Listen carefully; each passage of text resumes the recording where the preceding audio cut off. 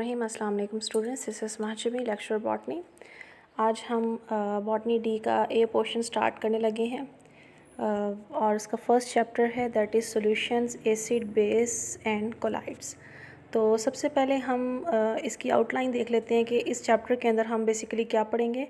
इसमें हम types and properties of solutions को डिस्कस करेंगे, electrolytes and non electrolytes, system international units of expressing concentration of solutions, acid, bases and salts, about the pH, definition of buffer and their role in biological system, colloidal system, their nature, properties and biological significances।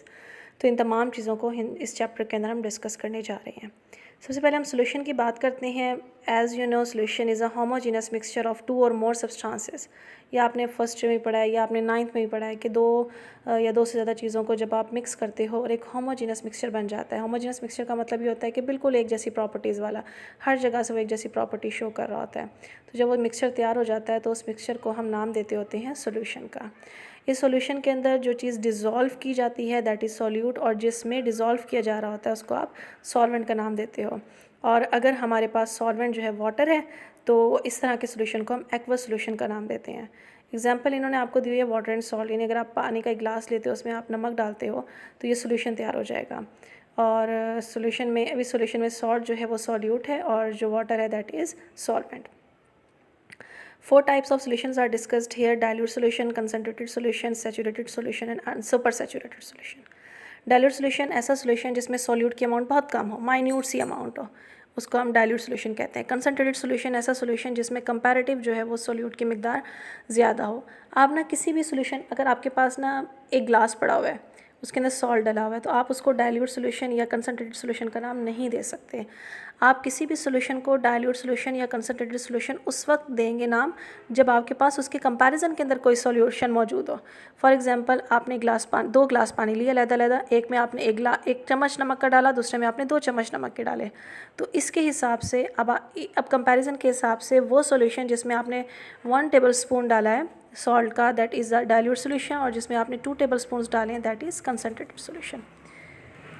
तो saturated solution क्या है? Solution in which more solute can not be dissolve is called the saturated solution. यानी ऐसा solution जिसमें मज़ीद solute को हल ना किया जा सकता। फॉर एग्जांपल, आपके पास मतलब 1 लीटर वाटर है, उस 1 लीटर वाटर के अंदर आप मिसाल के तौर पर 7 to 8 स्पून शुगर के डिज़ोल्व कर सकते हो।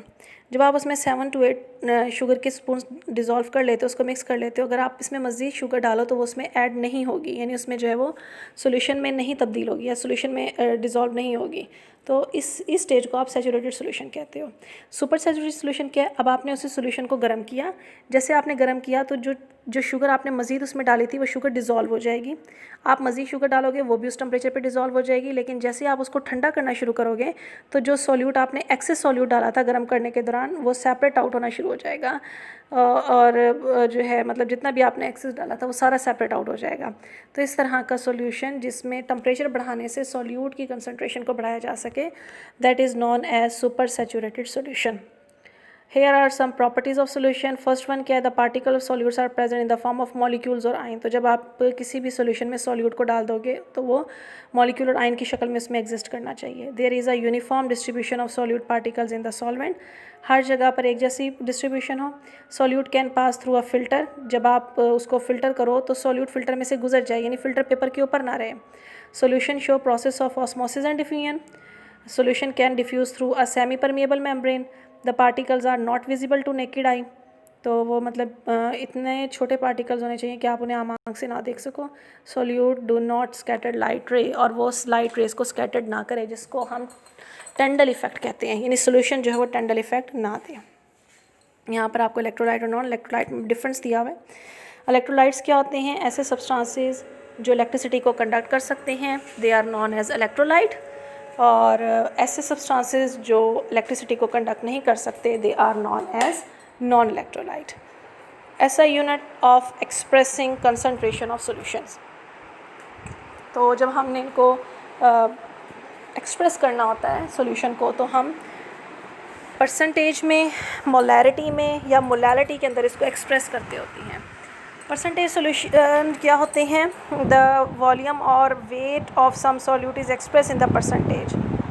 For example 10 gram of sodium chloride is added 90 gram of water, it is known as 10% solution. यानी अगर जितना भी आपने सॉल्यूट ग्राम्स में डाला हुआ है ना, या वॉल्यूम जितना भी है उसका परसेंटेज में डिनोट कर सकते हो। यानी अगर आपने 100 ग्राम सॉल्यूशन तैयार करना है तो उसमें आपने 90 ग्राम वाटर डाला, 10 ग्राम सॉल्यूट डाला, तो वो आपके पास जो सोल्यूशन है वो 10% है। यानी जितनी कंसनट्रेशन सॉल्यूट की होती है किसी भी सोल्यूशन में, वही उसकी परसेंटेज को डिनोट कर रहा होता है। मोलैरिटी क्या है? The number of moles of a solute per litre of a solution is called the molarity. 1 litre solution में कितने मोल्स डाले हुए हैं? तो 1 mole of substance is equal to the molecular weight of that substance. यानी कि अगर आप कहो कि जी 1 मोल NaCl, तो 1 मोल NaCl का मतलब है 58.5 ग्राम्स ऑफ NaCl। यानी कि किसी भी चीज़ का जो 1 मोल होता है वो उसके मोलर मास के बराबर होता है। A gram molecular weight of a substance is dissolve in water to make exactly 1 litre of solution at 20 degree centigrade. नहीं, आप कह सकते हैं कि अगर आप किसी भी सब्सटेंस का मॉलिक्यूलर वेट ग्राम्स में लेते हो, उसको वाटर में डिज़ोल्व करते हो 20 डिग्री सेंटीग्रेड और 1 लीटर वाटर लेते हो, तो वो 1 मोल के बराबर होता है। It is called a molar solution. यानी 1 मोल सोल्यूशन जब आप तैयार करते हो तो उसका आप उसको मोलर सोल्यूशन का नाम देते हो। मैंने एग्जांपल दिया है कि जो सक्रोज़ है उसका जो मॉलिक्यूलर वेट है 342.3 है। Molar solution of sucrose contain 342.3 gram of sucrose, it is dissolve in 1 litre of. यानी अब आपने 1 लीटर सोल्यूशन लिया और इसमें 342.3 ग्राम सक्रोज के डाल दिए, इसका मतलब है आपने इसका 1 मोल सोल्यूशन जो है वो तैयार कर लिया।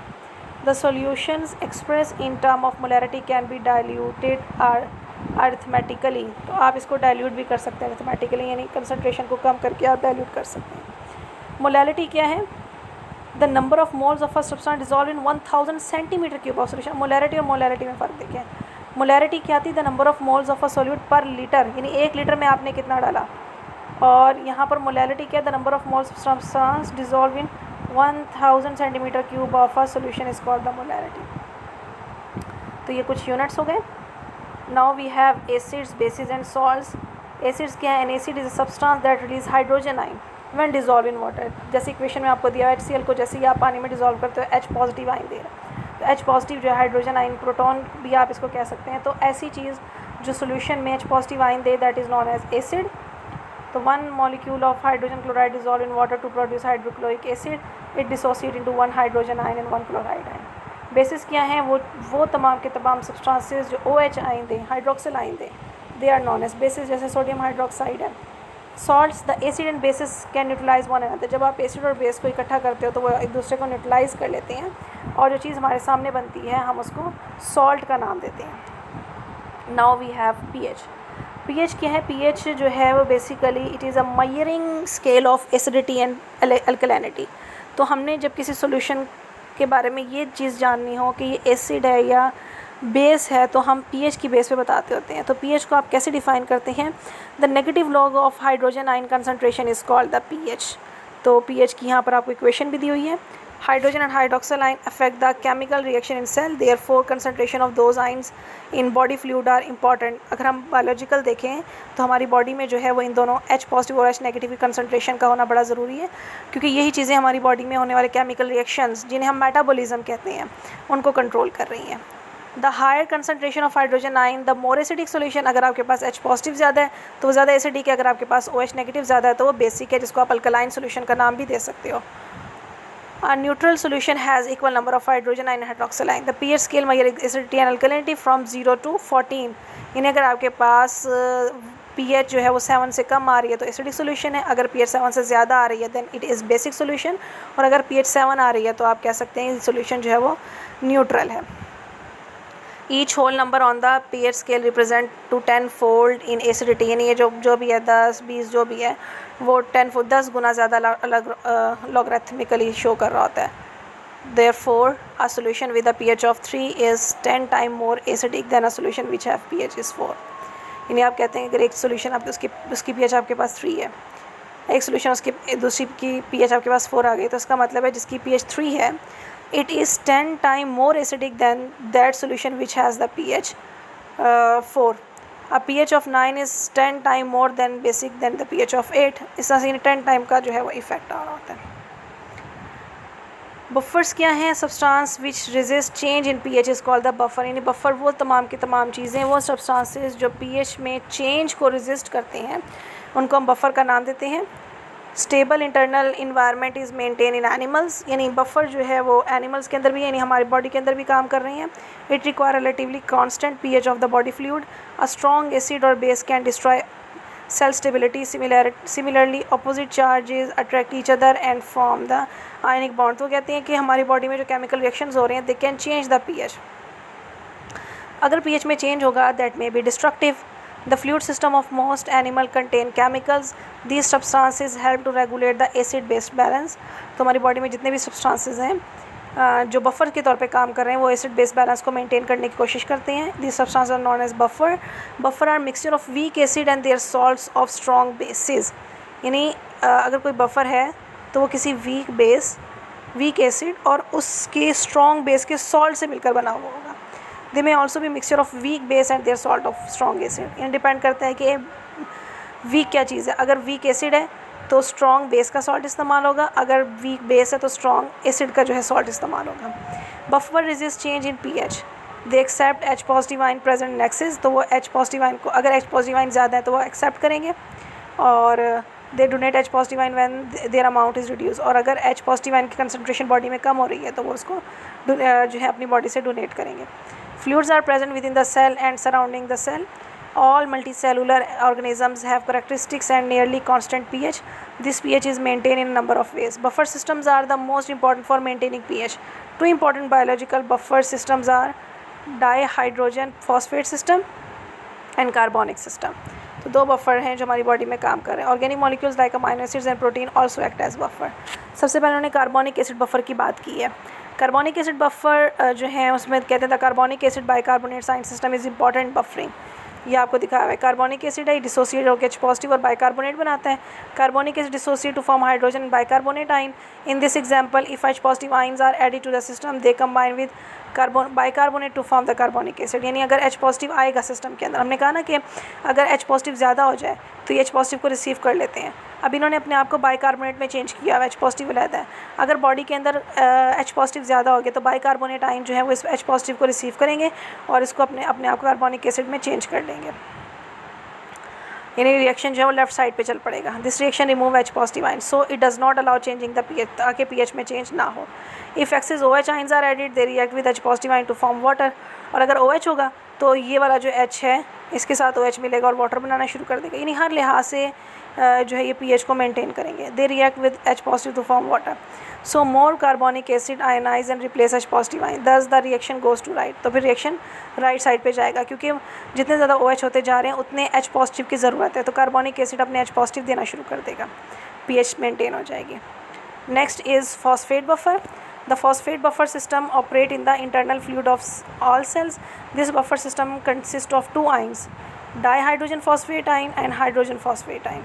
Dihydrogen phosphate ion act as hydrogen ion donor. यानी एसिड के तौर पे काम करेगा और जो सिंपल हाइड्रोजन फॉस्फेट है इट एक्ट एज एक्सेप्टर यानी बेस के तौर पे काम करेगा. These two ions are in equal with each other.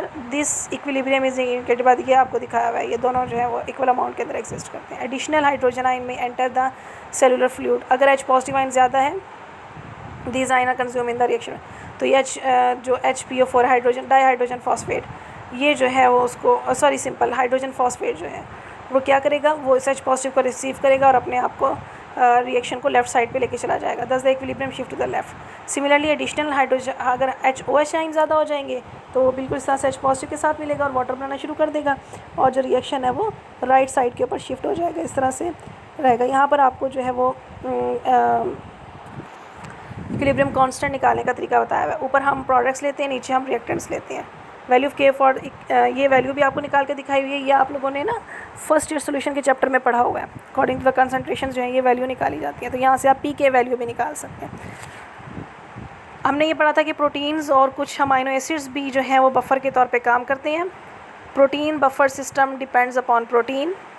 Some protein act as buffer. These protein consume small amount of acid or bases. Protein containing amino acid histidine are particularly important for buffering of fluid. यानी अगर histidine amino acid मौजूद होता है तो ये buffer के तौर पर एक्ट कर रही होती है. Role of buffer in the biological system. हमारी बॉडी में क्या रोल है? They are involve in the protection of enzymes. यानी पीएच को मेंटेन करते हैं ताकि एंजाइम्स, क्योंकि हमने पढ़ा हुआ है कि slide change in pH can alter the activity of enzyme. तो जैसे एग्जांपल उन्होंने दी हुई है कि अगर आपके पास फॉस्फोराइलेज एंजाइम है, पीएच में थोड़ा सा भी चेंज होगा तो ये जो एंजाइम है ये convert starch into glucose, the glucose increase the osmotic, glucose बढ़ जाएगी, ग्लूकोज जो है वो गार्ड सेल का ऑस्मोटिक प्रेशर बढ़ा देगी, जिसकी वजह से गार्ड सेल में वाटर एंटर होगा, स्टोमेटा ओपन हो जाएंगे और फिर वाटर लॉस जो है वो ज़्यादा से ज़्यादा होगा। यानी अगर हमने ट्रांसपिरेशन रेट को प्लांट्स में इंक्रीज़ करना है तो इस तरह से जो है ना ये एक्ट कर रही हैं। Protection from ionisation of sensitive cell compound, इसी तरह से बफर जो हैं वो पीएच चेंज होने से सेल की आयोनाइजेशन को भी कंट्रोल करते हैं। Cells are composed of different type of protein and nucleic acid, change in pH cause ionisation of this compound, thus these compounds may denature. Buffer system maintain the pH in cell, thus these compounds remain safe. pH of blood, the pH of blood remain within the range of 7.35 and 7.45. तो हमारी body के जो खून है उसकी pH इतनी ही maintain करना ज़रूरी है, इससे कम या ज़्यादा होती है तो it can be fatal. And increase in acidity cause acidosis, this the decrease in acidity cause the alkalosis. Both these conditions are dangerous for the body. Thus buffer keep the pH of blood within normal range. The carbonate buffer is the principal buffer in blood. It is composed of carbonic acid bicarbonate, जो पीछे ऊपर हमने example पढ़ी थी. इसके अलावा culture media तैयार करने के लिए जब हम बैक्टीरिया को, फंगस को आर्टिफिशियल ग्रो कर रहे हैं कल्चर मीडिया पे, तब भी हमें बफर की ज़रूरत होती है.